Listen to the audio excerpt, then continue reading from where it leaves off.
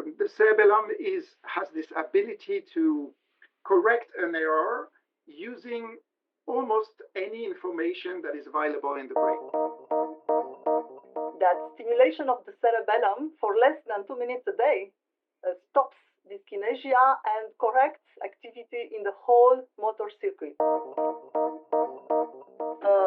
So the very first time when you look at it, you don't really see it, but then in a few days, it's really there, and then it stays even if we don't give the stimulations anymore. So in fact, with those stimulations, the idea that we have is that those stimulations, they just change something in the way neurons react to the flow, the continuous flow of activity. And instead of building up some crazy activity, it's just, on the contrary, downscales things that otherwise would be building up to producing a completely random movements. And so the idea is that would be related to motor learning aspects.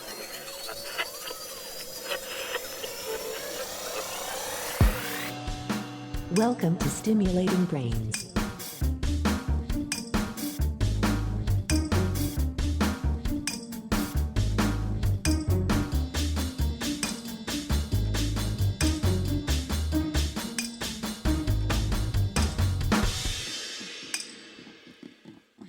Welcome to another episode of Stimulating Brains. Today I have the great pleasure of hosting two exceptional scientists, Dr. Daniela Popa, a principal investigator at the Neurophysiology of Brain Circuits team at the Institute of Biology of the École Normale Supérieure in Paris, and Dr. Clement Lena, who is professor of neuroscience at the same institute. Both are leading experts in the fields of cerebellar circuits and their involvement in motor and emotional regulation. In today's episode, we dive deep into two groundbreaking studies led by Daniela and Clément. We explore their 2022 Nature Communications paper on using cerebellar stimulation to alleviate levodopa-induced dyskinesias in Parkinson's disease, and discuss their 2023 paper uncovering the cerebellum's role in regulating fear extinction through its connections with the thalamo-prefrontal cortex pathway, published in the same journal. Along the way, we discuss how these discoveries may open up exciting new possibilities for treating both motor and emotional disorders, potentially one day in humans. Stay tuned for an insightful conversation packed with cutting-edge science and exciting future perspectives. Thank you for tuning in, Stimulating Brains.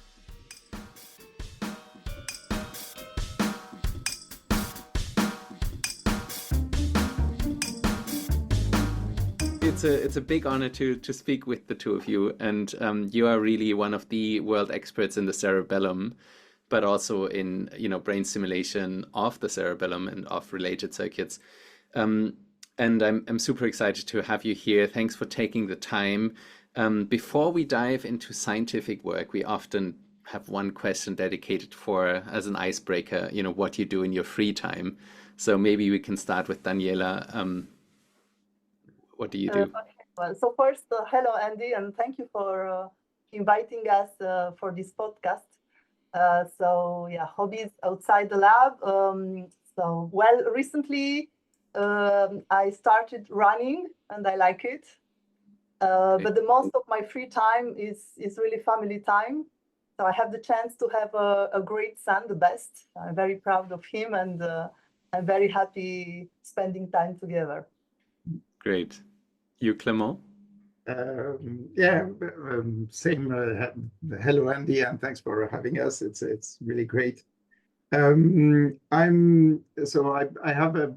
combine my commuting with a hobby. So I live like 20 kilometers from the lab, and I have a 20-kilometer bike ride every day. So it's Wow. a very nice workout twice a day. It's along the river, it's outside, and that's really the thing that brings balance in my life. So stressful days are followed by very nice and pleasant ride. I have all the skies and lights in the evening or in the morning. That's absolutely fantastic. So Great. The best thing out of the lab is actually moving around. And I know you're in Paris, but I don't know where. Paris is big. Is it in the center, the institute, or is it where are you located? We're located in the center, and the institute it's really in the center. It's a great place. We are very lucky. Yeah. To the Panthéon, which is the on the hill in Paris, where actually in the Middle Age, part of the city was located, very close to this. But so Daniela lives in the center of Paris, and I live far from the center. That's a very different life experience, actually. Okay, but I mean, it sounds a bit stressful to drive through with your bicycle, to drive through the entire, let's say, rim, like from the outside into Paris. But you're saying it's fun. It's along the river. It's along the Seine then, or? It's along the Seine and the Marne, and it turns out that they've arranged. I've been always biking since my earliest time in research, but now there's a lot of installation now for bikers, so for bikes, so it's pretty safe actually. Great. And enjoyable. It's not so many. That's great. Okay, so you both have had impressive careers. Moving on to the work time. Who have been some of your key mentors, and what were some of the turning points along your career to get where you're now? Maybe there was even, joint, I don't know much about your history, but have you been like co-workers for a long time, or, how did that work? Well, I can start. So my first contact with neuroscience was during my medical studies in Bucharest, in Romania, in the lab of Professor Leon Zăgrean. So it was almost the only neuroscience lab in Romania at that time. And I was very lucky to discover the world of neuroscience research, and it made me want to continue. So then I did my PhD in France, in Michel Hamon laboratory. And it was a very big lab studying the serotonin under very different facets, from receptors, pharmacology to physiology. And I worked more on the very exciting topic on the link between the serotonin, sleep, and depression. So this was in animal models with Joëlle Adrien. And she was extremely methodical and independent woman, and was a role model for me. And it made me want to continue with the postdoc. And then for the postdoc, I was also very lucky. And I worked in Rutgers, New Jersey, with Denis Paré, where I studied electrophysiology in emotional and attentional circuits. So Denis was a key mentor for me also, and he was very organized and extremely knowledgeable.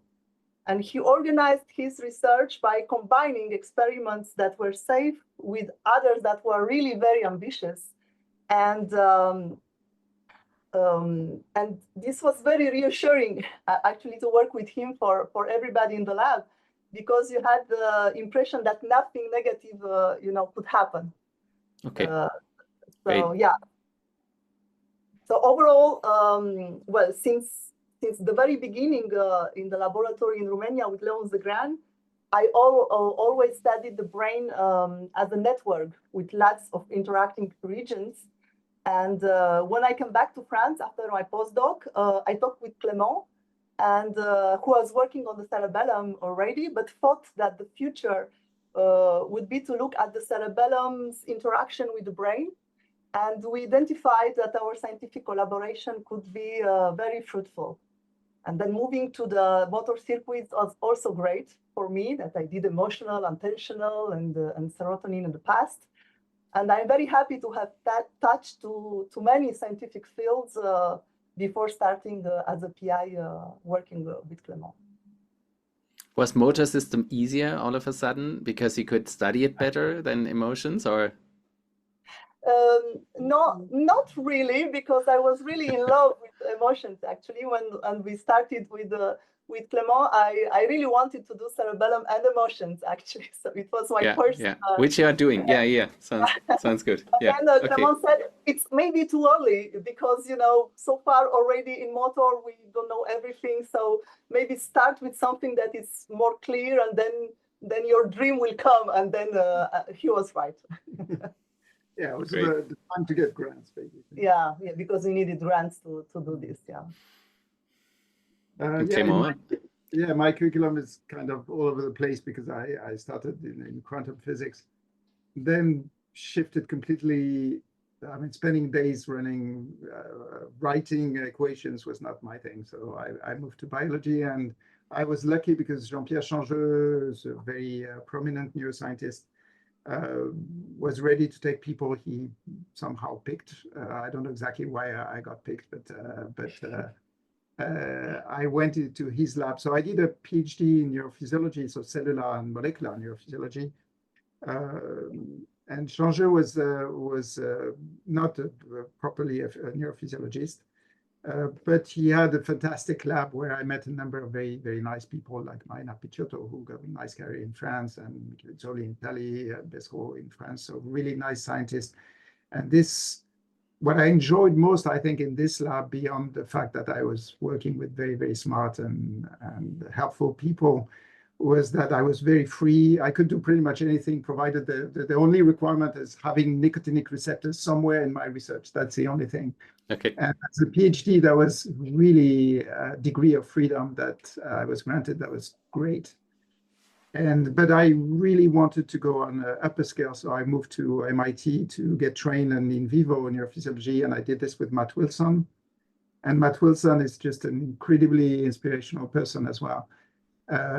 He's very, very visionary, I would say. And from him, I learned a number of things, particularly there's something about data mining that I didn't know of, that I really learned there, and the craftsmanship of this, that is really looking at data, and there are really deep ways to look into data, and also to build tools to look into data. And that was, and I worked on really some kind of emotional limbic circuit stuff there. It was just a short stay. So when I came back to France and started working on cerebellum, which is an entirely new topic, the nicotinic receptor, limbic circuit, and at that time it turned out that I had a collaboration. I had started a collaboration with Joël Adrien that Daniela mentioned. So that's the first time that we started collaborating with Daniela, because she was in the lab where she was doing her PhD. I kind of tried to push up and follow up the things I started before leaving for my postdoc. So that's the first time that we found that we were working very well together. That is, ideas were just moving around very easily, and it was very constructive. And even the way we could resolve all the antagonism, that disagreements on data or experiments, there was always a way out, which was not a simple position, but just to make it creative. So that's where we started. And of course, when Daniela said that she wanted to be back in France, and I wasn't sure because she was Romanian and then moving to the US, I just said, look, if you want some exciting topics, I was purely cerebellar researcher at that time. But I knew that the way was to look at brain-wide. So Daniela was just a perfect partner to really start really a neurophysiology cerebellum brain team. And I think we've been probably one of the first teams around to identify itself as a cerebello forebrain group. And, that's cool. So she was your cerebrum in a way, if you were the cerebellum.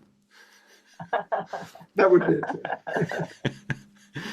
Sorry, I interrupted you. Go ahead. No, that's kind of the excitement is still there, and I think for us, I don't think we're mutual mentors, but I think so we run a joint team, and that's really something that we believe in. Let's say. Yeah. We find that complementarity of our backgrounds and is really operating basically. Yeah, that's super fascinating. Would be the next question. But before we move into that, it seems like Clement, you were the one to pick the cerebellum in a way, right? So you were already studying the cerebellum before. Why cerebellum? Why not something else?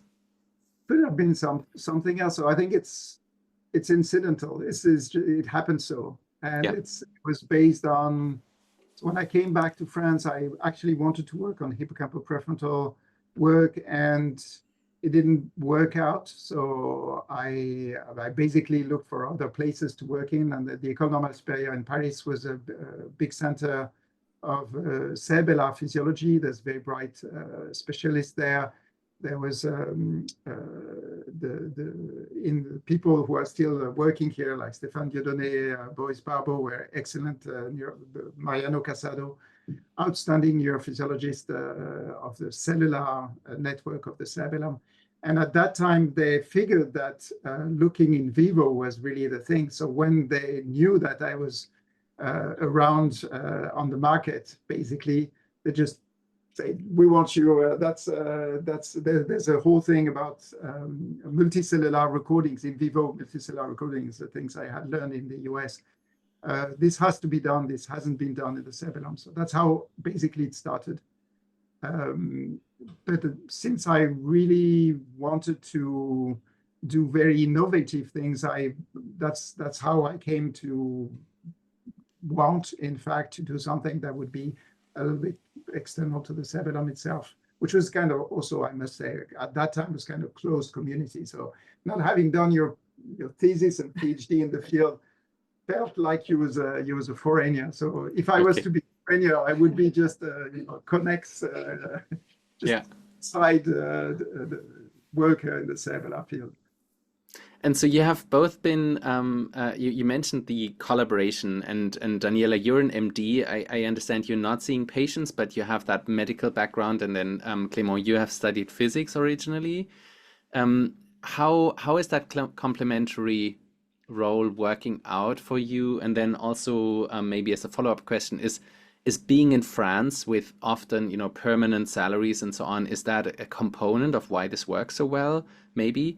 Or, can you talk a bit about that? That would be interesting. Because I think you had like 3 Nature Communications papers, for example, as shared last author, right? So you really work together. It's not like just a part, maybe. We really work together, so Clement said already a little bit that we really have complementary backgrounds and skills. So with Clement, physicist by training, I'm a medical doctor. And this means that we can cover together all the projects in the group, and so that we co-direct some students on a common axis. So how we organize the lab. So we have this physiology to the cerebellar forebrain pathways, and this is something that we try to co-direct students on this. And then we each take more in charge a specific axis with specific dedicated grants. So Clement is more on projects focusing on neural dynamics and advanced signal processing and analysis of electrophysiological data of neural network activity. And me more on the pathophysiological projects addressed with chemogenetics and optogenetics in different circuits. But we interact a lot. And as you said, the studies that we do, they have a lot of techniques, and so then it's really great to be able to collaborate to do such complete studies, let's say, around a subject. And we share the same office, as we showed you before. So this is really easy because we can exchange information very easily. And as Clement said, we met a long time ago. We already worked together on very different topics. So we know each other for a very long time, more than 20 years. And I think this is really important because we trust each other, and it's more easier to move forward together. Yeah, I'd say part of what makes it work is we know how to disagree. And that's actually, I think, quite central in collaboration. In long-term collaboration is that you have to find ways to resolve disagreements, other ways than just capitulation. And I think we managed to make our disagreements very productive, and I think that's part of the story. In the case of France, I think, yes, we've been helped to some degree because we're both INSERM researchers. And INSERM is one of the 3 main structures. So in France, you have universities, CNRS, and INSERM. And INSERM is really the basic science preclinical clinical institute. That's really, they want these ways of doing science and questions and ambitions to be assembled together. So that's, for us, we really fit into that program. And I think it's tighter in and smaller than the NIH in the US, for example, in the way of bringing this together. And you're right, the fact that we have those permanent positions, it's also allowing us to take risks. And I think in our case, we really exploited that fully. So one of the recent work of Daniela on dyskinesia is just the example. This was completely crazy. It was extremely far-fetched. Chances that it would fail were pretty high, actually. Turned out not to. It was very, very risky. And I think our research system, one of the good things, not everything is good, but that one is good, is we can take risks, and we did, and we definitely approach this as an adventure. Great. Okay. Yeah. Really interesting. So maybe for the foreign listeners, including myself, I think in France you often have these like a set of PIs, like multiple PIs are working together in the INSERM system, right? And they each has a small lab, but they are still kind of part of a bigger organization or so. Is that correct? So how many PIs are in your circle there, or how does that work? So that's less the case for our institute at the École Normale, where it's mostly American type teams, where most of the teams are just one PI, and there may be a few researchers that would be close to, research associate, I think, in the American system. But otherwise, yes, there's a bunch of laboratories which are indeed with like 5 or 7 researchers and just in a team. But here, the space constraint is really high, so it's very hard to, and the number of teams has to be sufficient for the institute. Sure. So in the end, all teams are kind of constrained. And I think that for INSERM, this is more the case in hospitals, because it's very hard for medical doctors that see patients to really have also a lab, 100% as only 1 or 2 PIs.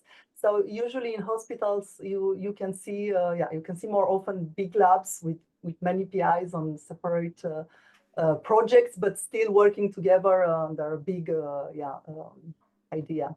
Great. Okay, so going into science, Clément, if you had to tell us what the cerebellum does in a few words, what to a novice like me, what would you say? Yeah, it's a pretty it's always a challenging question. I think there are a few things that we can say and that somehow matter and are telling in the case of the cerebellum. So the first thing is that even if it's quite small, so it's like 10% of the brain mass, it's really packed with neurons, and there's more neurons in the cerebellum than in the rest of the brain. So the first thing is that it has a lot of computational power. It doesn't mean that it does everything, but it's in the position to do a very wide number of things. And then if I had to define the cerebellum in terms of functionally what it is good for, it's good for accuracy. That's a brain device that is very good at making things accurate, precise. And of course, we have a very good picture of that just by looking at what the cerebellum does in the motor domain, where we know that the cerebellar patients with cerebellar lesions have the same defects and suffer from the same things as if they were drunk. And ethanol intoxication actually shuts down the cerebellum. So we just need to see drunk people to see how the cerebellum, when you remove it, is influencing. And of course, we see that it's reducing the accuracy of actions, like you can't touch your nose consistently if you try several times in a row. The problem of balance, fixation of the eye is not functioning anymore. So all these things we know involve the cerebellum, and having a good fixation point in the site is really something that requires a very accurate and very finely tuned movement, particularly because your head is moving, so you need to compensate constantly what your head is doing and so forth. So precision is the key word for the cerebellum. And if there is one challenge, is that we know that the cerebellum does more than just this motor control. So the motor is just one of the dimensions where the cerebellum does, but then it does a number of other things in cognition that are still that are very well established. And I think Jeremy Schmaman did a very fantastic job at proving that and making that acceptable to the universe. But it's still very hard and very challenging to understand. So that's for the definition of the function of the cerebellum. Now, if we want to look at the function of the cerebellum, I think there are three things that we want to keep in mind. The first thing is that the cerebellum, as any brain region, learns, and it learns in a very specific way, which is supervised learning. So what does it mean, supervised learning? It's error-driven learning. So it means that somehow you have to say, this is wrong. You can only say this is wrong if there is an idea of what is right. So you need a plan, you need an expectation. So the first thing is that the cerebellum only operates, or virtually only operates, when there is something that is already identified as right, or there are things that you can immediately understand they're wrong. And of course, if you bump yourself into a wall, you know it's wrong because you're painful. But in the higher cognitive domain, what is definition of wrong is more challenging. And I think that makes the understanding of what cerebellum does in cognition more difficult. So supervised learning is the first thing. The second thing is that because of its circuitry, which I'm not going to explain here, but I can easily be, of course, revised from any textbook. The cerebellum has this ability to correct an error using almost any information that is available in the brain.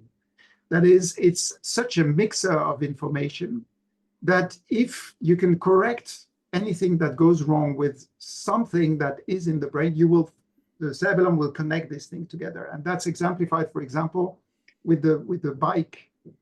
I like riding my bike, so with bike riding. So in bike riding, you can stay on the bike because whenever you start falling, your vestibular system makes you feel that your head is moving in an unexpected way. And you need, if you don't want to fall, actually, you need to turn the handlebars.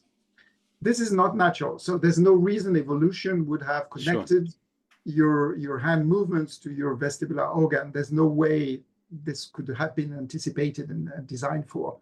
So it's not only the cerebellum that does the correspondence between the vestibular signal and the handlebar. Of course, there's plenty of brain around, but the cerebellum is really the thing that is going to tune. So whenever you're going to turn the handlebar by the wrong amount, the cerebellum will try to find whether it was too little or too much. And at some point, it will match, in fact, some vestibular, maybe visual information and determine how much change in your head tilt it has to be converted in how much rotation of your handlebar. And this requires very fine tuning. And once it's automated, you can ride your bike in very difficult terrain if you do mountain bike, for example. But so what the cerebellum does is that in all the flux that you can have, the sensory flux that you can have when you're on your bike, it finds the specific element that is going to be driving your hand movements so that you actually stay on it. And it's very likely that the cerebellum, because it's inscribed in its connectivity, the cerebellum does that for everything. That is, whenever there's an error, it will find something in the brain that says, oh, you could have anticipated that. So if you play tennis, you feel some wind at the moment you're going to strike the ball. The cerebellum will be able, if that happens regularly, capture that information, just change a little bit your movement so that actually it gets in, even if the wind just came at the very moment you was hitting. So the last element we need to keep in mind in describing the cerebellum is just the temporal aspect. So cerebellum is very good at finding those correspondence of what could be used to prevent the error and using that for correcting the error, but it does this in a very narrow window. So it's a sub-second window. And if the thing that can prevent your problem is located in time very far away, the cerebellum is not going to help. So the cerebellum requires the solution to be at hand in the second that precedes the problem. And if it's not the case, the brain will rely on many more complicated circuits to fix the solution. So how this translate in cognition now is a big challenge. If I was just to add one word, I'm speaking too much. No. Just adding that, so the last element on cerebellum is just to bring an evolutionary perspective. So probably, if we look at evolution, the cerebellum was invented when the vestibular system became complicated. So the earliest vertebrates had already an embryo of the vestibular system, but it was not 3 semicircular canals like we have, which are very complicated to integrate with ortholiths. And figuring the head orientation when you do a lot of movement requires, in fact, heavy computations. If you do this with a computer, you're going to need to perform trigonometric computations, right? So the cerebellum was the way to avoid computing cosines and sines in the brain. And that's the origin of it. And in fact, it's not even necessarily motor. It's really computing sensory information. And this has been then reused in the motor system and then reused in the cognition domain. So in fact, the cerebellum has always the same circuit, but this circuit has been recycled for very, very different functions. So we believe that the computations in the cerebellum are always the same. But in fact, that system is plugged to very different functions and probably very different circuitry with very different requirements.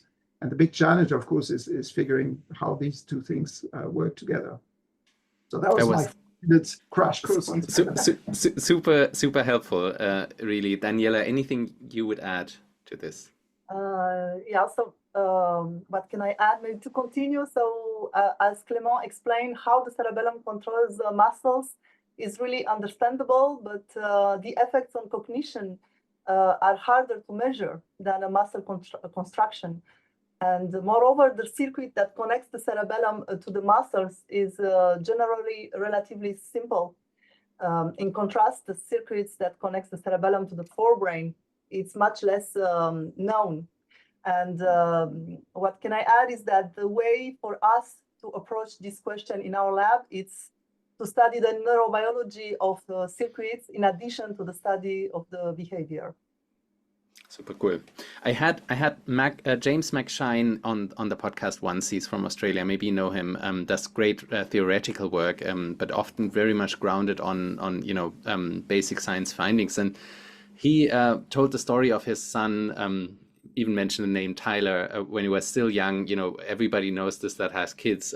Had big trouble even standing up, as every kid, right? So it was a very normal kid, but it was a very cognitive effort to, let's say, stand up and then walk and all that. And then just half a year later or so, he was, of course, running around, right, like normal. And he talked to his dad, who's, I think, a biologist and not even a neuroscientist. And they wrote a paper together about, trying to figure this out, how this, making these more conscious efforts more automatic. So delivering automaticity for these processes. And they essentially nailed this to the cerebellum, which I think you might agree on. I think a lot you said, Clement, meshed with that. For example, also that it seems to be an online thing. It has to be in the moment. It cannot be for something, computing things for the future. But it seems like really an online computer that's like a graphics board or so that is helpful to figure out the details, essentially, right? And make continuous movements smooth and all these things. Would you agree that maybe, next to precision, there's also this automaticity as one function? Does that mesh with your thoughts? Not entirely, because I think, so if I was to say yes, I think I would have the whole community of basal ganglia researchers coming after me, which I'm not ready for because they're quite numerous. And automatization is definitely something that goes in the basal ganglia. So I think it's sorry to interrupt. So Mac is very much aware of that, and he I think he was okay with having the entire field of basal ganglia at him because he said the striatum is really too capacity limited for it. And I think that made a lot of sense to me. So there's just not enough neurons to do this in the striatum. So in a way, I agree. It was kind of revolutionary that he would, put this to the cerebellum. But he said it needs this massive storehouse of compute to be able to make all this happen. But again, I'm not an expert, and I'm putting you on the spot here, so we can also move on to another topic. When you talked about it, I felt like this is a very interesting question. Yeah, I think So I think that's your question falls exactly in line with the aspects that we are scientifically struggling with, in fact. As Daniela mentioned, I think our approach is very resolutive in the sense that we don't want to be centered on the structure. So we are very well aware of what the cerebellum does, and we are very much, I think we know more on the cerebellar physiology than on basal ganglia physiology, which is extremely complex, and the circuitry is extremely complex as well. But I think for both of us, that's the best way to phrase it. Both of us, we've worked on different fields. But in each field, we've met people who say everything happens there. I worked with hippocampal people, and they said hippocampal is the thing. Then I worked with the amygdala people saying amygdala is the thing. And I've worked with nicotinic receptors people saying that nicotinic receptor was pretty much anything you needed to know.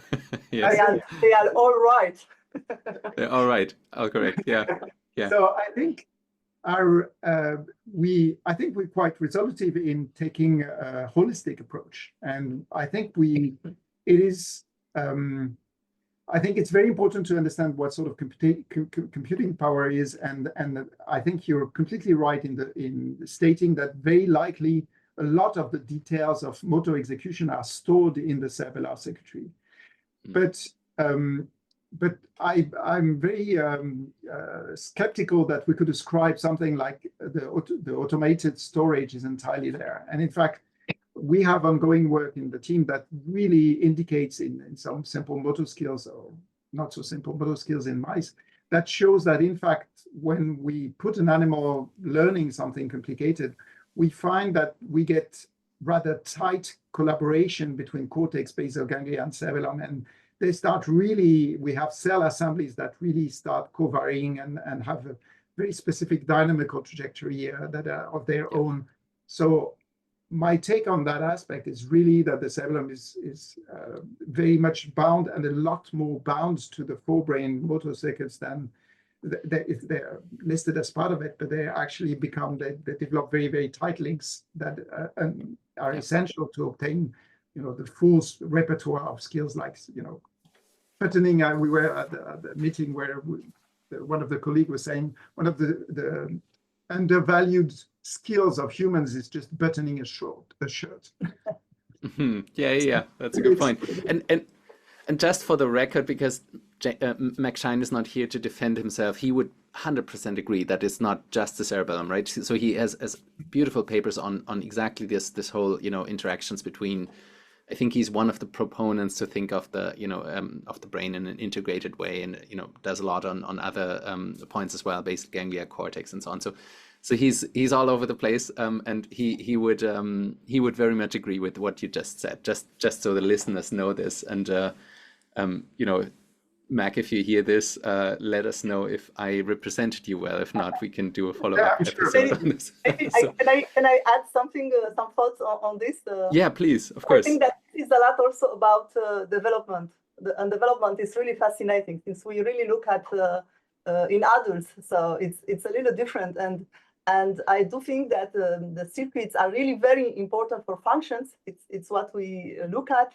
But also, what is fascinating in development is that we can really see it, like for working, like you said, that there is a need for a function and to work, and then this will really help constructing a circuit, and then making the right plasticities to be able to work.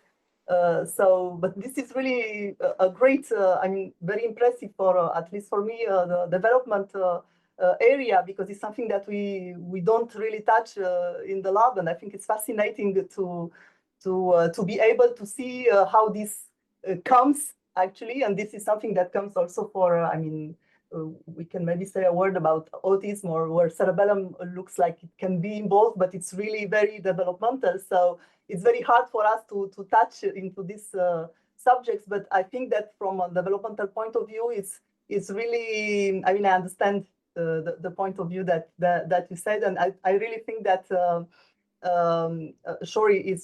it's hard to have a clear position, but for sure, the plasticities that are there at the beginning, they can really be moved, and then these are physiological plasticities to learn a function. Yeah. And so that's a frontier, yeah, definitely. Yeah. That's Great. frontier. So I helped a little bit, Yeah, no, absolutely. Let us move into dyskinesia now. So this is I've mainly two papers singled out that I want to ask you some questions on. And the first, both were published in Nature Communications in two consecutive ways. So the first one was in 2022, and it focuses on cerebellar stimulation as a treatment for levodopa-induced dyskinesia in Parkinson's disease. This, of course, is to many of our listeners that are more in the deep brain stimulation clinical field, very interesting, right? Because it seemed like you had fantastic effects there. Dyskinesias are a real problem in PD because it's as you of course this as well as myself, this overshoot of dopamine or even brain stimulation can lead to dyskinesia. So could you maybe give us a big picture overview first about this paper, and then go into details, what you found and what you did there? Yeah, sure. So there are three major structures in the motor circuits. So the cortex, the basal ganglia, and the cerebellum. And what we know from dyskinesia is that the dysfunction comes from the basal ganglia.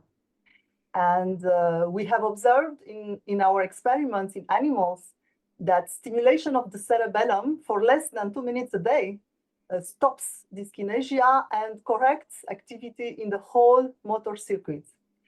But first, why we started investigating this? So there are clinical studies. So the group of Giacomo Koch has tested transcranial magnetic stimulation of the cerebellum, so known as theta burst, and known to induce plasticity on patients suffering from various pathologies. And the effect on dyskinesia was modest in patients, but intrigued us, and we decided to understand the mechanism of this effect and improve it by reproducing it in animals. So what transcranial magnetic stimulation stimulates is not well known in humans, but we made the bet that the effect goes through the Purkinje cells in the cerebellum that are the output of the cortex of the cerebellum. And as we had generated L7 channel rhodopsin transgenic mice with colleagues in France, so in these mice we can enable Purkinje cells to be selectively stimulated by light that are applied on the surface of the cerebellum. And we had, in this way, an ideal tool for testing the effects of the cerebellar stimulation in dyskinesia.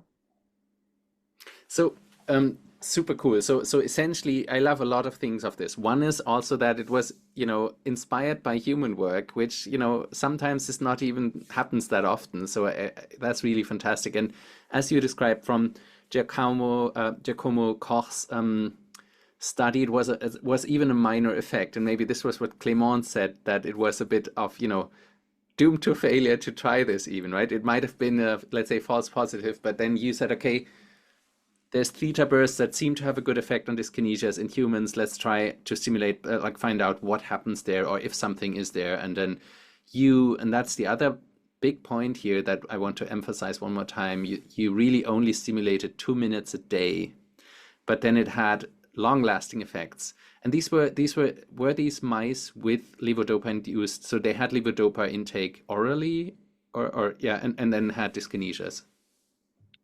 So these mice, so this is a model that we induce with a toxin in the basal ganglia. So first they are Parkinsonian mice, and then we treated them with levodopa, and we give a progressive increased doses, so then we can have dyskinesia in these mice. So it's IP, right?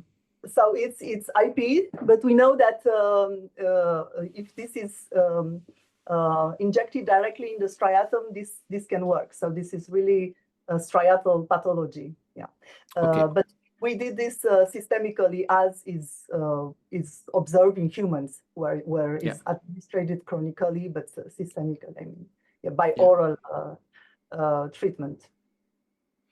And then you said it's 2 minutes a day. How did you stimulate? Is that with optogenetics? Is there frequencies or intensity or something to discuss? Or So we really got inspired by the clinical studies, and we took exactly the same protocol as they did. So then, to be sure that we can really have this in our animals, and so this is called the theta burst, which is thought to induce plasticity, and we still don't know exactly how, but how this is working, but we are working on this in the lab, and they did it less than 2 minutes a day, also during 2 weeks only, also in humans. And we wanted to do exactly the same to be sure that it's really Purkinje cells. And what we could do in mice is that we could be very specific. And we stimulated in our dyskinetic mice the oral facial region of the cerebellum. Since dyskinesias, there are more types of dyskinesia, but one is orofacial.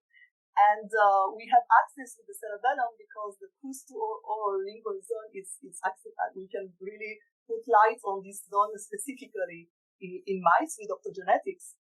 And we were amazed that when we did that, we totally suppressed orofacial dyskinesia. So it was really almost down to zero. So a very impressive effect. That's the other point we didn't say so far, right? But you told me before, so that it was almost gone, right? And that's very important. It wasn't a mild effect as in the TMS work, but it was really essentially gone. Yeah. That's wow. Yeah. And more than that, the effect continued for 2 weeks post end of the stimulation. So during which we continue to measure dyskinesia. So this is really a long-term effect. So even without these 2 minutes every day of the stimulations, we could see that the effect was there for another 2 weeks. We only look at 2 weeks later, so maybe it's there after. We don't know.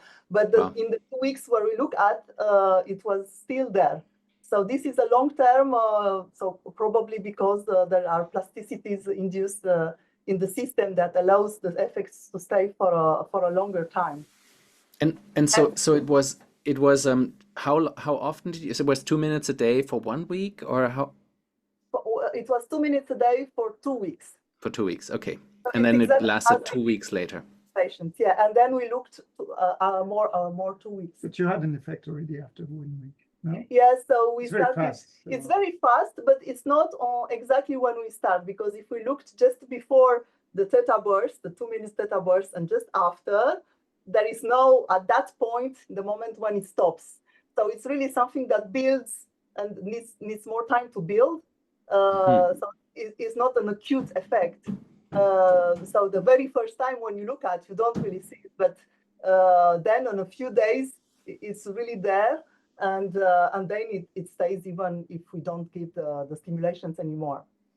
Fascinating. And Clement, how do you think of this maybe on a circuits level? I think there's the cerebellar thalamo-striatal pathway as a key player in this, but or maybe there's also, you mentioned the FOSB and delta FOSB expression and so on. So can you talk a bit about how you make sense of this on a pathomechanistic level, maybe? Whoa, difficult. Pathophysiology is hard for me.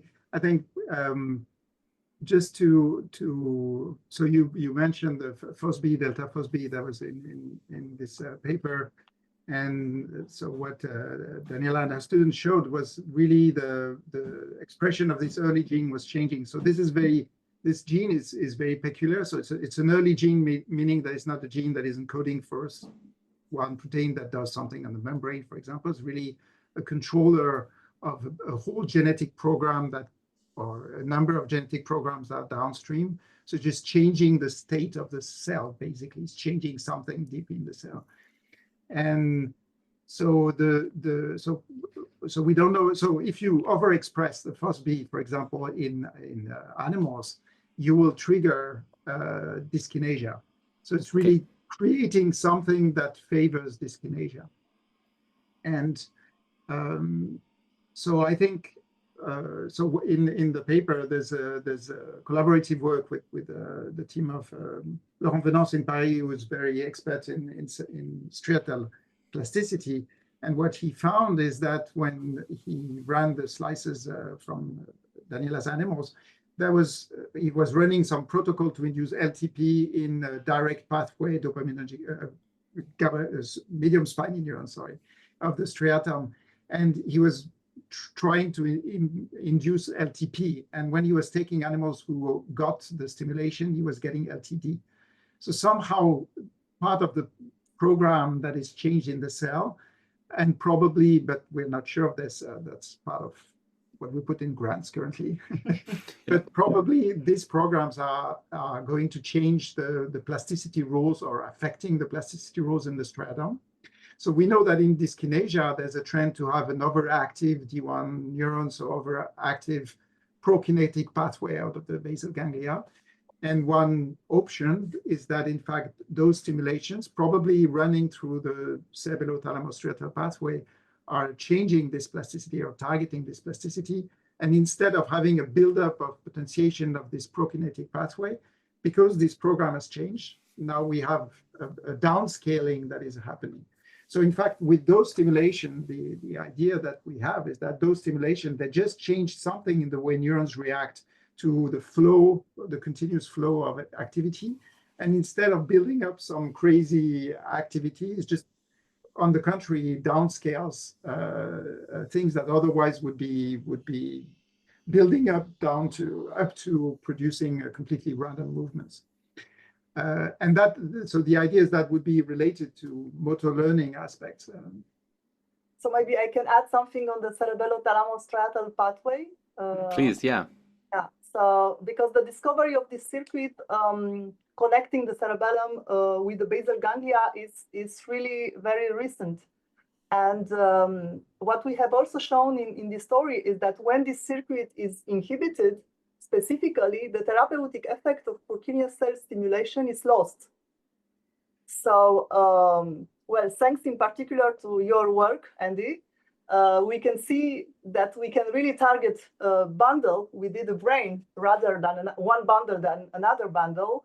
And so we can really hope that with the guidance of the tractography, we can find a kind of sweet spot for therapeutic stimulation on this specific cerebello-thalamo-striatal pathway.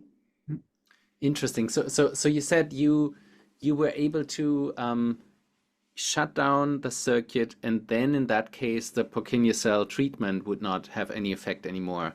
So it must have something to do with that. And so this can I ask? So it's a cerebellum projection to where? To thalamus, specific sites, and then thalamic that projects to the striatum, and then we inhibited this projection with chemogenetics while stimulating Purkinje cells with the theta burst, this 2 minutes stimulation every day. And normally, when we stimulate, if we stimulate every day, well, then we see the decrease of dyskinesia. But if we stimulate, but the circuit between the cerebellar nuclei and the intrathalamic nucleus that goes to the striatum, it's inhibited, well, we don't see the effect anymore. So interesting. So it's projection to really important. Okay, yeah, just to understand, so it's projection to the midline nuclei, so CMPF type nuclei that would project the striatum plus also cortex. And if you essentially inhibit the bundle coming from these nuclei in the thalamus to the striatum with optogenetics, then that effect is lost. So the thing is, CMPF is of course, I think, very familiar to the community of deep brain stimulation. Yeah. One of the interesting aspects that is related to that, so there are two things that come on top of that, is that if you look at the patterns of cerebellar terminals in the parafascicular, so in rodents it's only PF, parafascicular.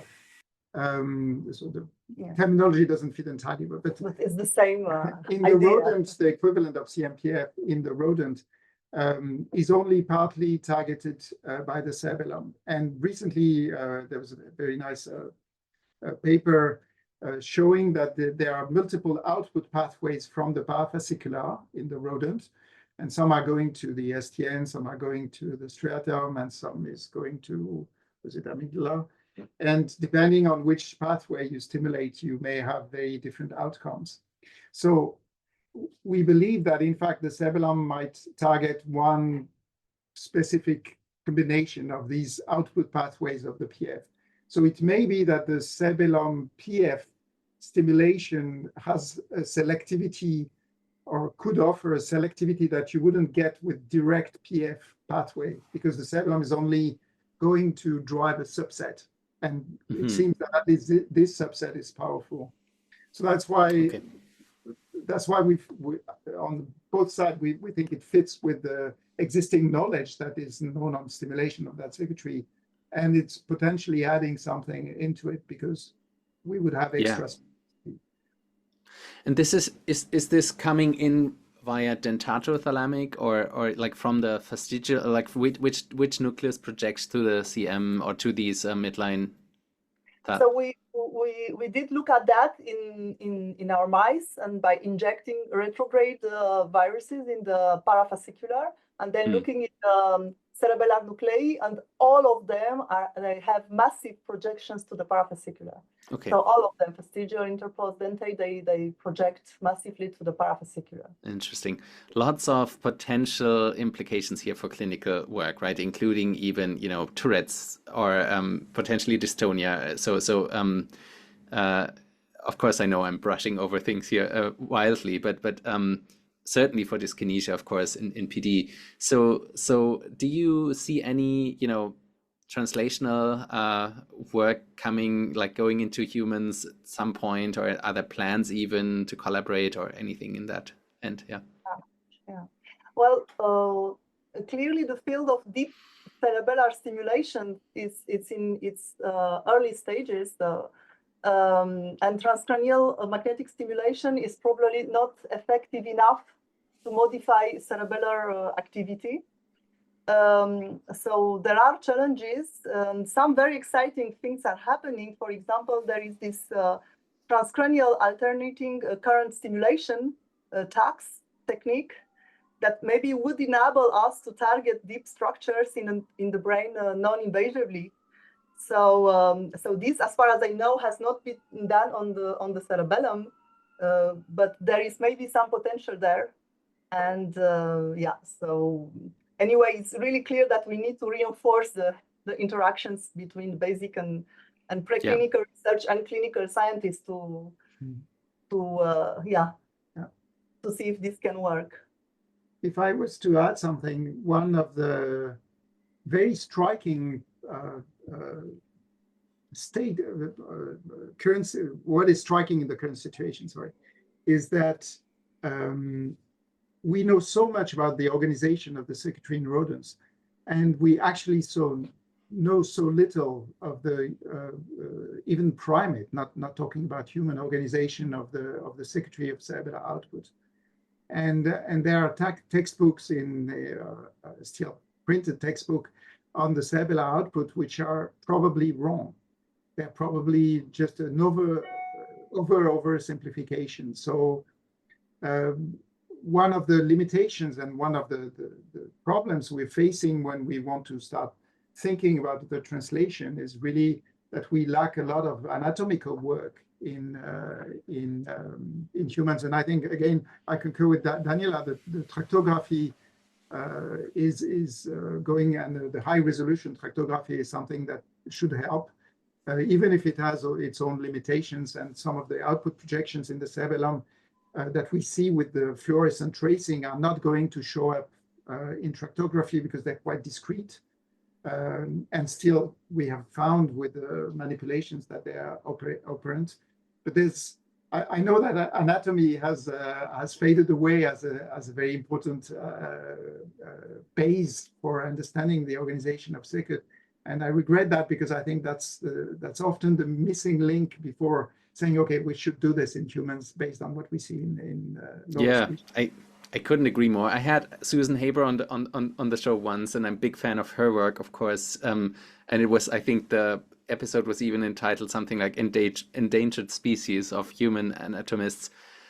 I feel like it's coming back, but it will take a long time, right? And she mentioned that, you know, there are not even so many labs to train people anymore. And because there was, yeah, we kind of, with maybe the rise of imaging, we felt like we know anatomy now, we don't need this anymore. But it's, you know, it's very, very, this is very, very much not true. So we have in our, you know, big struggles to even manually define these tracts that based on, you know, often very old papers to look at, you know, what is the ground truth there, and to come up with a bit more detailed circuit models than DTI allows. You know, we followed Cameron McIntyre's footsteps there a lot with, you know, trying to manually define tracts based on ground truth data, which I think is the way to go in humans. But then when you do that, you really realize, as you say, there's a lot of lack of knowledge of where exactly do these tracts go? Where exactly do they traverse, and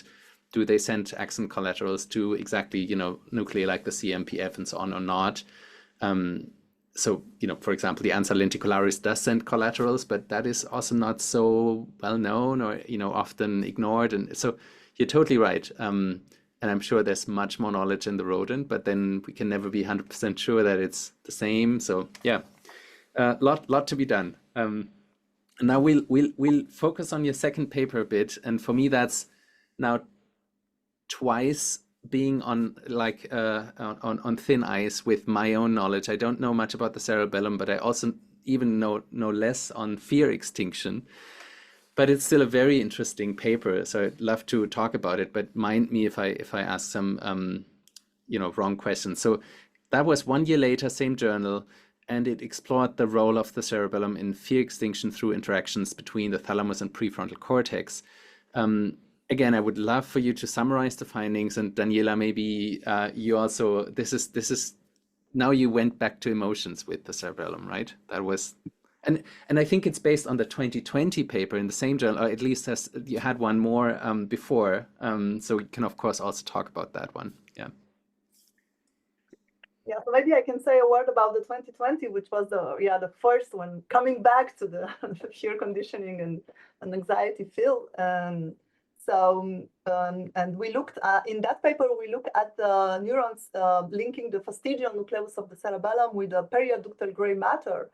And we used the fear conditioning classical one when we just pair a sound with a shock. So this is the learning of the fear conditioning.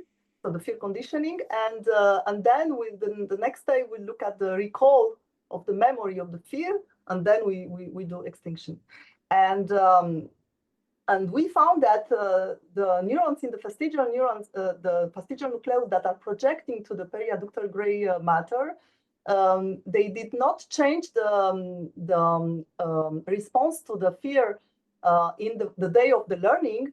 So the learning was the same if we activate this neuron specifically with genetics.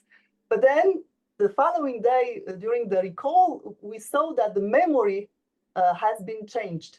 So something, while we are activating this pathway during the fear conditioning, during the learning of the fear memory, something changed in this pathway, probably in the periaductal gray matter, that makes the memory to be memorized differently. And then this pathway determined the intensity of the association of the cue with this aversive stimulus, while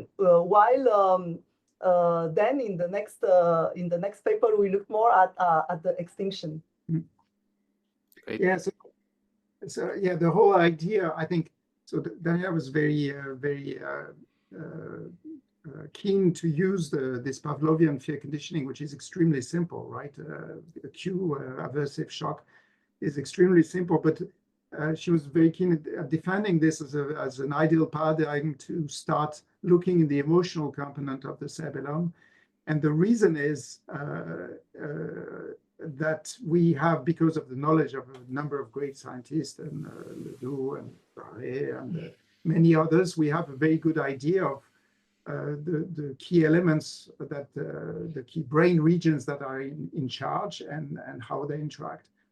And so that actually, before even doing the experiments that Daniela just described, we actually So Daniela's postdoc had been tracing the connections between the cerebellum and these components, that prefrontal cortex, amygdala, and periapical gray.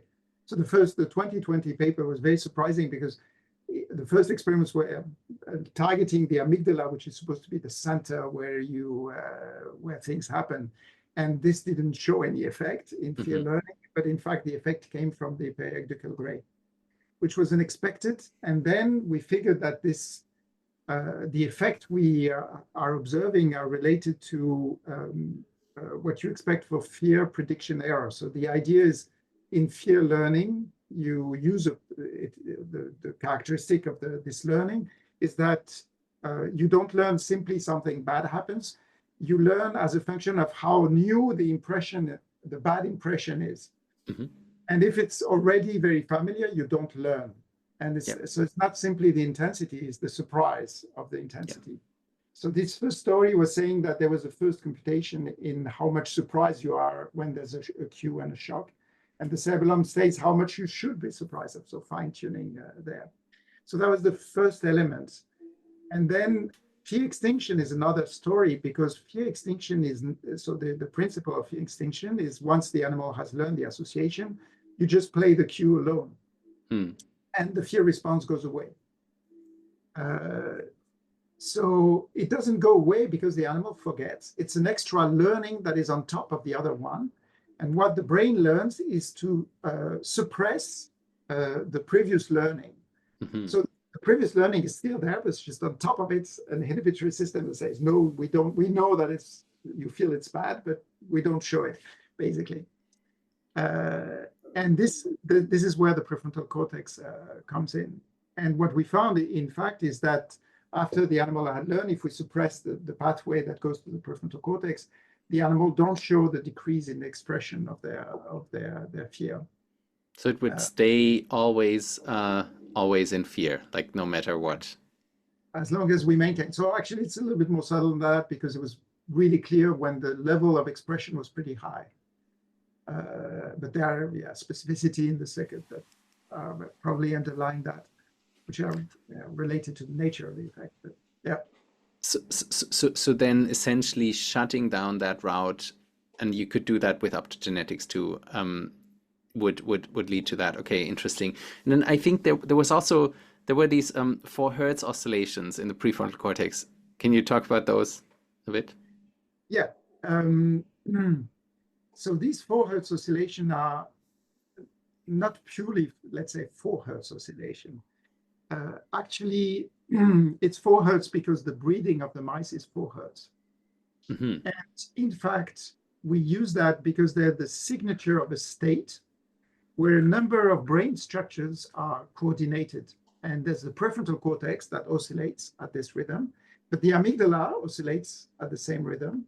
And olfactory regions oscillate at the same region. And these olfactory regions, turns out, they're oscillating at the frequency of breathing because they're driven by the olfactory epithelium, right?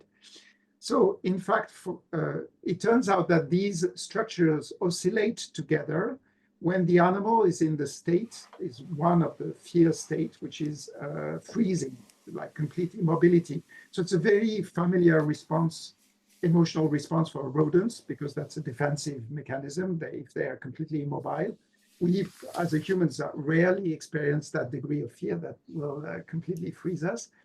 But for mice, it's very common. So when the animals are in this state, they exhibit these oscillations.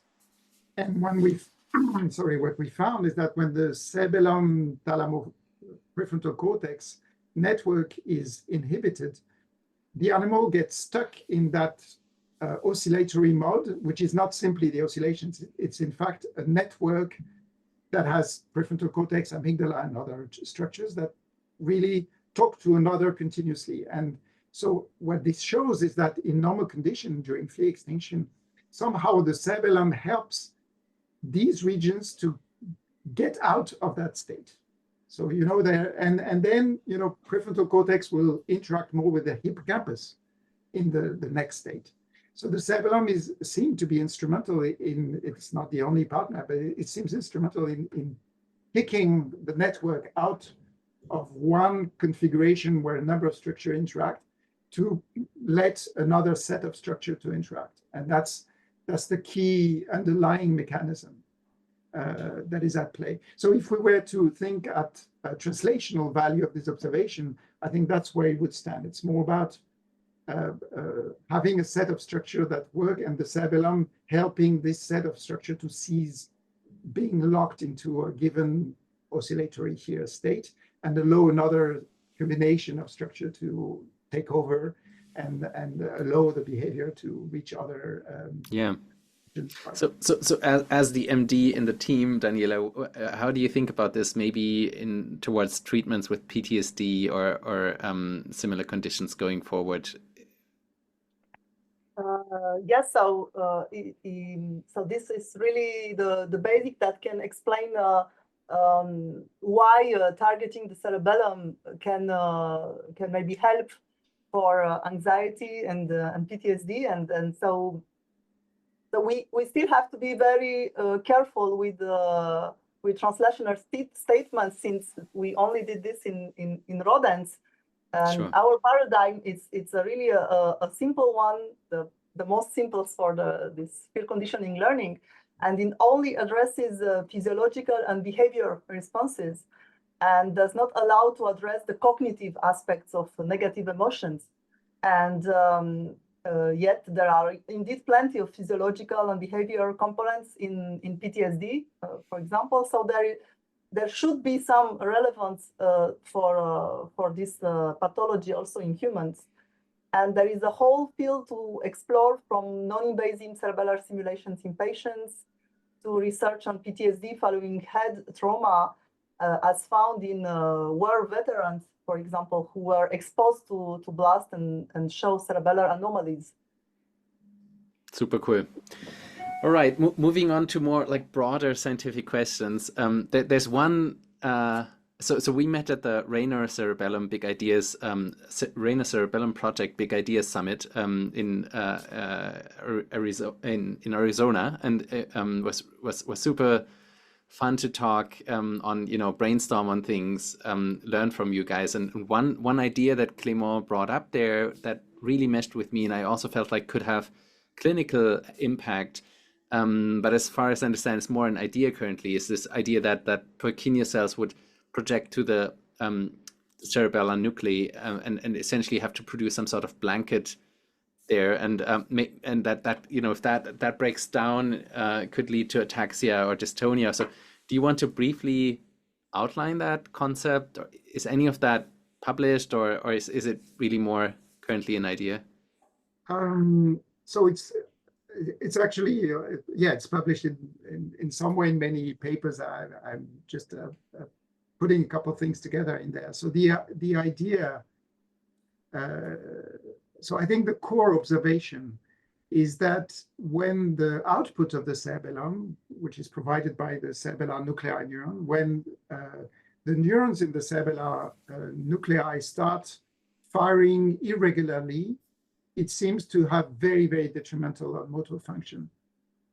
And so there's for example some work in Clement and Kodaka's lab showing that there's a very high correlation between the degree of irregularity of cerebellar nuclei neurons and the degree of motor impairments observed in the animals. So in fact, cerebellar nuclei neurons normally are tonically active and relatively regular. And when they start behaving erratically, they seem to be inducing probably some plasticity mechanisms, a bit like the Daniela's theta burst, downstream, and they just bring the system down and promote dystonia or a number of potentially some symptoms of ataxia as well. So the idea is the question is what can make the cerebellar nuclei irregular, and how can we fix that? So I think one aspect is that if you start losing Purkinje cells, you may not have enough Purkinje cells at each moment to maintain a certain degree of tonic inhibition on the cerebellar nuclei neurons. So these cerebellar nuclei neurons, they're constantly receiving from about 100 Purkinje cells, and these fire at high frequency, but they inhibit only for a very short time. So you need really, all the Purkinje cells need to be somehow active to maintain a steady level of inhibition. And there's excitation and features that allow the neuron to fire their own life. But this is kind of balanced. You lose Purkinje cells, you lose some of the inhibition, and then at some moment you don't have enough inhibition, so you get lots of excitation that go through. Or maybe you can have at random moment a little bit more inhibition, then the cell stops firing, so you end up having neurons that instead of being relatively continuously firing, they're just erratically firing. And downstream, that has consequences. So if we think in terms of what can happen, what can go wrong, particularly in the perspective of stimulating the cerebellar nuclei, so the stimulation is going to have to play on two aspects. The first thing is if you change the excitation inhibition balance in the cerebellar nuclei, your tonic activity coming out of the cerebellar nuclei, so they have to fire a certain 20, 40, 70 hertz firing, continuous firing with fluctuations, of course. But if you don't have enough, you're going to need to compensate for that. So stimulation are probably needed to compensate that. But if you have some irregularity, then that's a harder problem. So stimulation are able to fill the holes when the cells are stop firing, while they should be continuously firing. But you also have mountains, so there are peaks of activity where intense activity. And ideally, you would like also the stimulation to be able to smooth this out. And I'm not sure we've identified and we know enough about cerebellar nuclei function to optimize it. But I think this makes the problem of designing the stimulation of cerebellar nuclei quite complicated, because instead of having a system that, for example, has to fire rarely, and you say, okay, I just need to provide a little bit more excitation here, we need to have that system with a correct degree of average firing, and then not too much fluctuation around this average firing to come closer to the actual physiological property. Yeah. So we need more basic or preclinical research, but I think now we know that cellular stimulation are coming into the game. There's a big world effort into starting these. This is going to be a challenge we anticipate into the design of the stimulation protocols. Yeah, super interesting. So you would also say that if, let's say, for any neurodegenerative process or atrophy in the cortex, if the Purkinje cells die or if they lose their function or whatever, then that will, just because they essentially come from all angles, project to one of the of the nuclei neurons. You say it's around 100 Purkinje cells projecting there. If there's not enough, it will be more more irregular, and that would lead to that is shown to lead to ataxia and other symptoms. So now, if we were to apply, let's say 130 hertz or like high frequency stimulation onto the nuclei, it would at least smoothen everything, right? It would probably, but then we might also lose function, of course, if it's nonsensical. So I get the point that it has to be smart, but it can't be very, let's say, it has to be smooth as well, right? It can't be very erratic and go up and down all the time, because that's not the physiological. Yeah. Okay. Super exciting concept, and to me that was really revealing. Your work also highlights, as we talked about, the multifaceted role of the cerebellum. As we said, from motor control to emotion regulation. Do you think future research will continue to uncover even more non-motor functions in the cerebellum? What is next in the field, and maybe what do you see as the steps to go into the more emotional or so directions?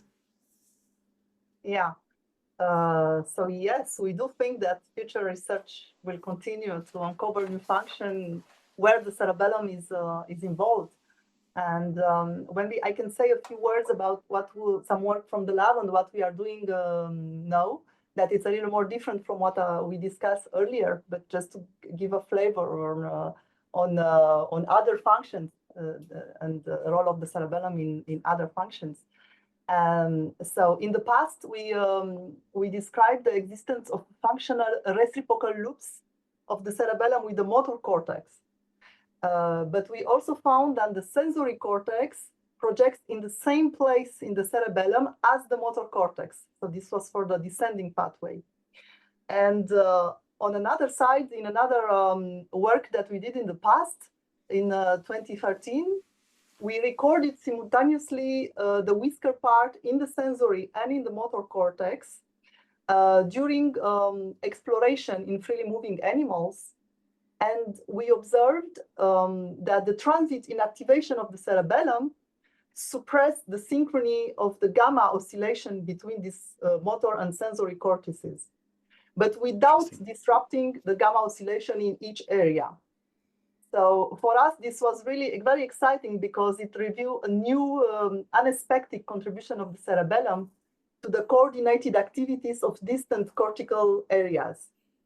And so now we are preparing a new story, knowing that we saw that the descending pathway sensory motor goes to the same place in the cerebellum, and that if we inactivate the cerebellum, we can really change the coordinate activities in between the motor and the sensory cortex. And we ask, well, how the cerebellum regulates the interactions between these distant cortical areas, because what was more shown in the literature is that the cerebellum goes to the motor thalamus, that goes to the cortex, and in this way it can have an effect on motor adaptation. And then what we identified is that there are cerebral projections to high order thalamic nuclei, such as posterior medial thalamus, so POM. And this projects to the somatosensory and the motor cortices in the same time. And we show that these projections are important for the cortical coordination in exploratory behavior. So this is something that we need to finish this to send it. So this is quite exciting. So as for your next question, what's new still next to come in the field? So we really think that it's very important to know how the cerebellum controls the cerebellothalamic plasticity, and what are the sites of this plasticity. We so know that the cerebellum goes to the motor thalamus, but also to the intralaminar thalamus, now to the high order thalamus. So there are really very different ways to interact with the thalamus. And we really need to know what are the sites of the plasticity and the mode of recruitment of these plasticities. And from human work, because we really love getting inspired by human work, we know that the clinical experience with the VIM nucleus, that is really very effective target for tremor. Yeah. And VIM receives many projections from the cerebellum.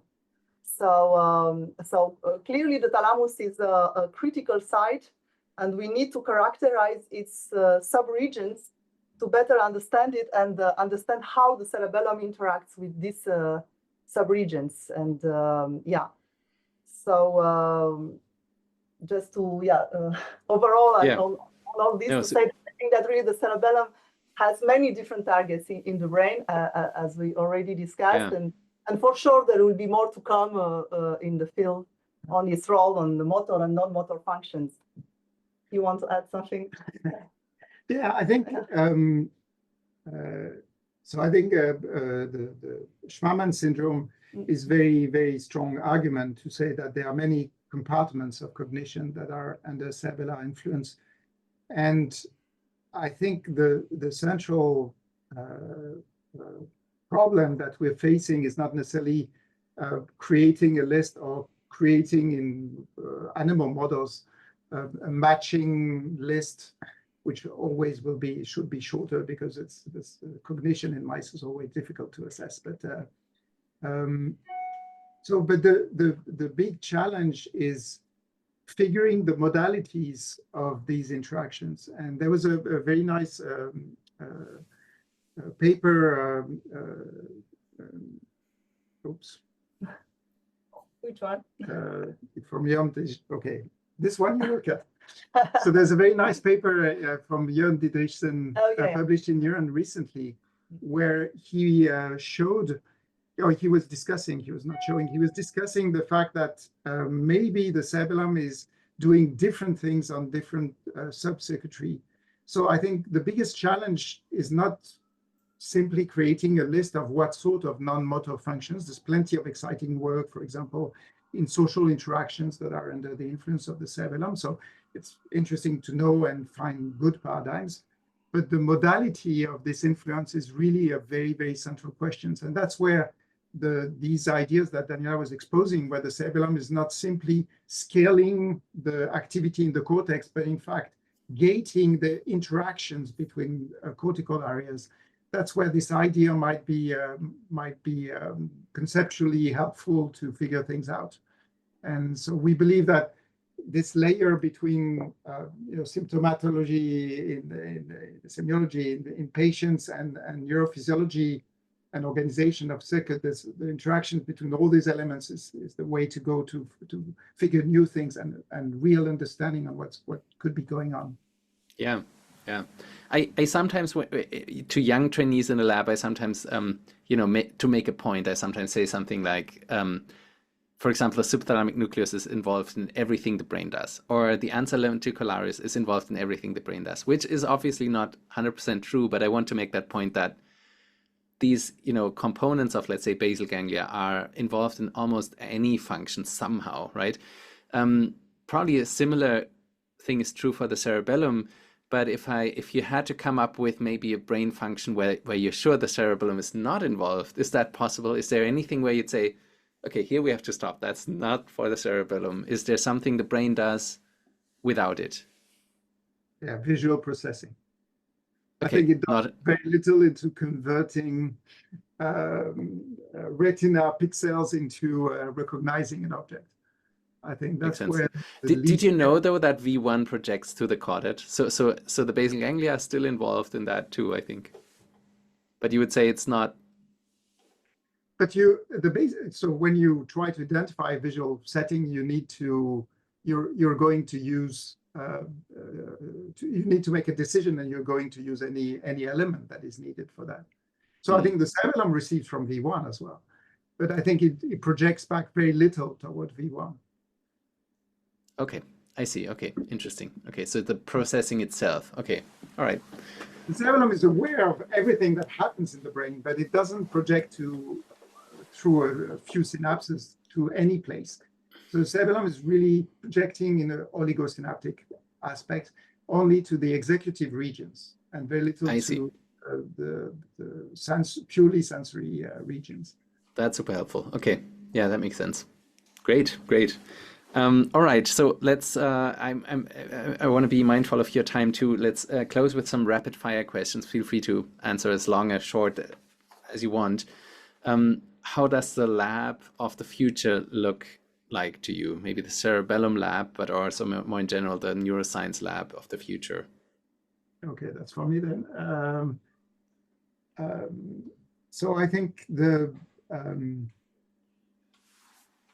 we are going to continue to have in the future labs that combine wet and dry science, and I think there are big advantages to big data, pure big data approach. That is, someone is just running the same experiment over and over and producing tons of data, and then there's a bunch of people mining it.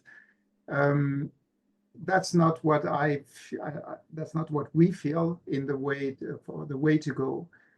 We think that the dialogue between observations and deep mining into the data is essential.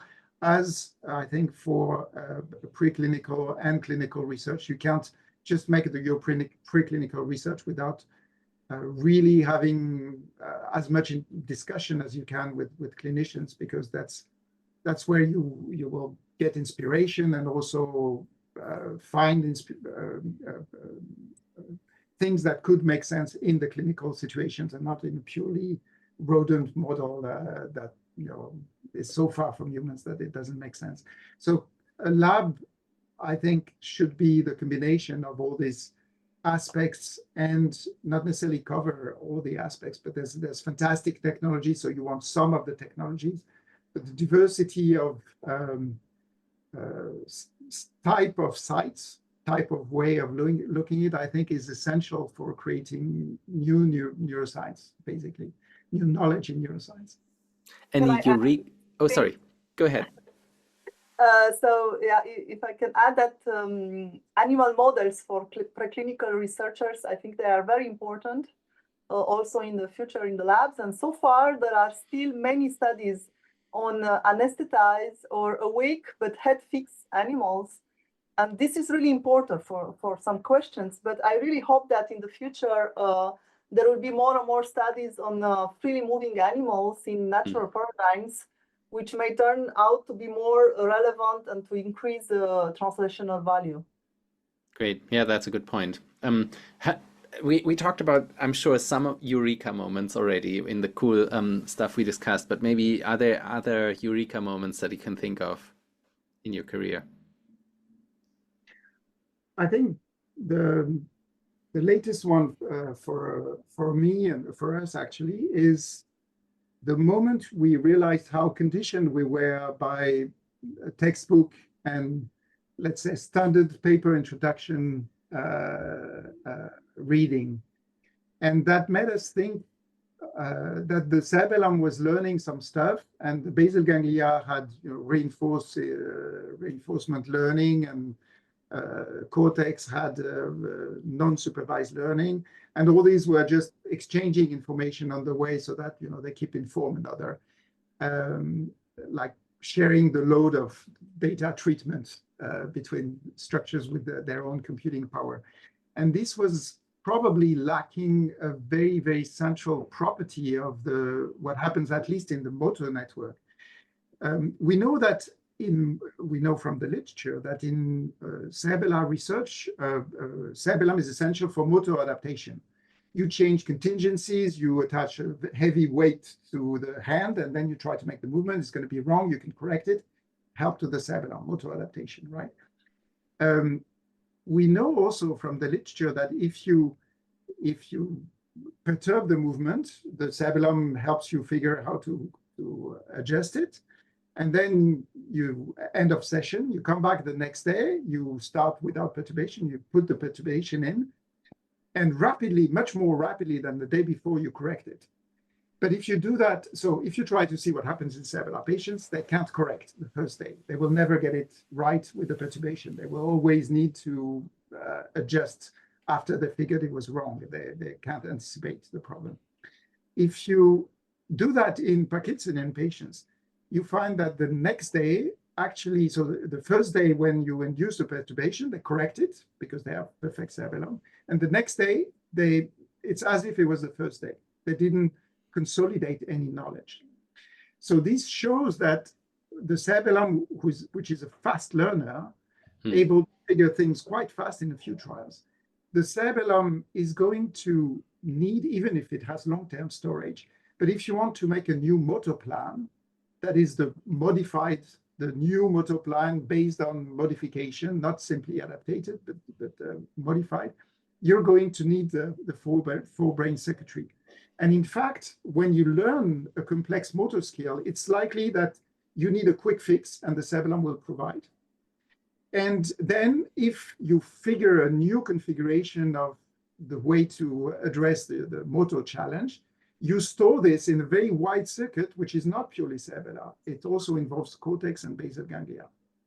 So this means that when the cerebellum figures out something early, it needs to inform the other structures so that they start learning, right? Mm-hmm. So it means that cerebellar plasticity is, by construction of the motor system, is absolutely connected to the plasticity of the forebrain. So in fact, you can have a pure cerebellar learning, but whenever you have something that repeats in time, then your purely cerebellar learning is not going to remain purely. You're going to have to work hard the conditions to make sure that the other structures don't start thinking that they should be part of it, right? So in fact, motor learning, because it has to operate on many time scales, because it has to operate on different cues, you can have rewards that are mostly encoded in the cortico-basal ganglia system. This makes the plasticities all over the place interdependent. And if we take at some point we looked at the data we've had on dyskinesia, on dystonia, on motor learning, and we figured that everywhere we find that there's an interdependence in the plasticity. So this was a eureka moment, because we figured that this is the nature of those circuits. They're made to teach another, to indicate something another. And now if we think in terms of therapeutic aspects, whenever you have something that goes wrong, of course, the system can't compute things correctly, but you will have adaptive or maladaptive plasticities. If you stimulate an intact part, in fact, you might fix or help fix or direct the plasticities in the network in the right way. And in fact, the cerebellum holds a very strong handle on the forebrain plasticity. And this is it's not incidental, it's really rooted in the nature of the system. So I think the moment we looked at our data and say, okay, this is as simple as that. It's just plasticity is interdependent. And you break the basal ganglia, you find plasticity in the cerebellum. And you break the cerebellum, and in fact, corticostriatal plasticity will change.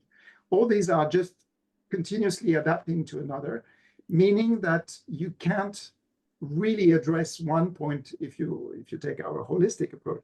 You can't address one point. You're going to need anything you do somewhere, which is not the acute version where you look like pre-post of your learning. Yeah. The moment you really look at what an organism and what the brain is supposed to do, in fact, you're going to need to look at the whole motor circuit that work at the same time. And that's for the motor part. So that was the big eureka thing. Yeah, they did not develop independently, right? They were always together, all these components. So they have to, of course, yeah. But I get it. Yeah, very, very cool. Have you ever felt that something was a waste of your time, or something really didn't work out, or so? Well, meetings are a waste of time in general. Administrative meetings. Yeah. We don't remember. We only remember the good moments. Okay, love it, love it. Okay, we can go with that. I think it's very hard to have a utilitarian view of what you try in science, and I think even your failures may end up. So I have a number of. You have fewer. I have a number of failed ideas. They're templates for something else. So spending time building up an idea or even trying experiments is something that my experience is you reuse constantly. So I think the being completely efficient, or the idea that you can be an extremely efficient scientist, expose you to being not a very creative scientist. So I think part of the creative process is wasting time. So you don't want to waste too much, but that's sure. part of it. That is helpful though. Yeah, it's just important also for the young listeners to talk about, that failures are normal, I think, and I probably you agree. And you said it so nicely that they are failed ideas become templates for new ones. I love that way of thinking. Yeah. What advice would you give young researchers that are entering the field of neuroscience today? Well, I'd say any researcher I know is unique. So I would say, whatever you do, don't copy, get inspired. Inspiration is good, but copying can bring you fantastic short-lived success, but it will not build into something that lasts. And it's unlikely that it builds into something that lasts. And if you want to be a good scientist, you have to be unique, and you have to follow your hunch, your intuition, which will be based on all the things that you've done and tried. And that's the best way to go. So don't overcompute it. Just get passionate about what you do, and just this will come together at some point. So if I can add something to this, I think for the young researchers, there is really enough room for everybody. And so keep pushing and remain confident. Okay, great. And Daniela, any advice to women in the field? Yes. So I don't think there is any obligation for a woman to have a scientific career or to have children. But if a woman decides to do both, I think that this is more than normal. So please don't think you have to choose between the two. And also there are men who sometimes impose themselves on everything, but sometimes there are also women that impose themselves and can block other women. So I do think that to achieve parity, for us, we really need to work together with our male colleagues and to build this equal scientific world for men and women together. So sure, in some universities, I mean, in universities, not all places are equal. So I know it's not always easy, not for everybody, but you've got to learn not to let it get to you. Okay, love it. Yeah. If you could, either of you, if you could change one thing about how research is done today, what would it be? Oh, Maybe missed opportunities, or yeah. no, funding system. Let's fix it. I think funding system, the whole funding system is based on grants where you explain what you should be finding. And this is not discovery, right? Discovery is the thing that you're not supposed to find. And it doesn't mean that you want to fund anything randomly necessarily, but I think the funding system is putting too much emphasis on what you should find, or actually what you already found and for which you have enough preliminary data that you could write a paper, and you write a grant before you write the paper. So fixing that would make an immense difference, I think, for the research and for the quality of things that we can undertake. How would that work though? Would it be more funding people instead of projects, or more wild ideas, or how would it work? Yeah, I think funding people is and adjusted based on what comes out. And I think currently the system is asking everyone to provide the proof that whatever interesting idea we have in mind is going to come out. I think early in the career, there's no way around than asking, particularly because when you start your own lab, you're learning a number of things. But I think later, you can see what comes out of the brain of people and their hands. And I'm not sure I would be the one that would be most funded there. It's not what I mean, but I think it would save everybody's time. We spend a lot of time reviewing grants, right? And sometimes I feel like, I don't want to have people I respect and admire spend so much time writing and putting together things. And I would better have them be funded and read their papers rather than, their promising preliminary findings with a number of weeks. So I think we could have a system that is more asking projects and something more calibrated early in the career, and later in the career, just find ways to evaluate how well it went and say, it's really good, so we want to help. It's not so good, so maybe you will get a little bit less money, and you will have to make something that is more convincing, so that you say, okay, it was just a bad spot and it's getting better. So I think it could move a little bit more toward that. Yeah. I once heard the idea that if every scientist essentially gets a base funding, and then from that they would give something like 10% to others, and they can distribute it to whoever they want, and that just people that they believe do good stuff, and that there have been calculations that such a system would likely bring out the same distribution roughly than we currently have, but nobody has to write grants, so much less, nobody has to read grants and so on. So that was the French system like 25 years ago. Up to 25 years ago, that's how the French system was working, more or less. Really? Oh, interesting. So you would be able as a researcher to distribute some of the funds to others, essentially. So not exactly, but it was coming to laboratories, and laboratories were funded not equally, but so there was a certain dynamic range, but it was kind of, if a lab was agreed to be started over a period of 5 or 6 years, there were some evaluation, and then the money was split based on these evaluations. And then within the lab, typically the head of the lab would start, or the committee of the lab would decide on how to balance things, and whether, they should be, the community would give some of the money to someone who's really on something hot, or young people that need some extra impulse to start over. and we let it go. Interesting. And I remember that during my PhD in France, I never had this question. So for me, doing research was just a question of ideas and working, because there was a lot of money for this in France. And then I went to US. When I come back and know that we really have the team and we need to make it run, we realized that we spent so many months per year to write and read other grants. So yeah, unfortunately, I think it was a good system, but now, yeah, we are we are not on this anymore. Yeah, no bitterness. No. It's I mean, Yeah. we stay on the post. Any other missed opportunities you would see, Daniela? No, I think that this funding, this is I'm totally with Clement on this. So I think this is really something that it's hard, but I think one thing that is missing and falling on this missed opportunity thing is, I think that there is still a gap between basic and preclinical research and clinical research.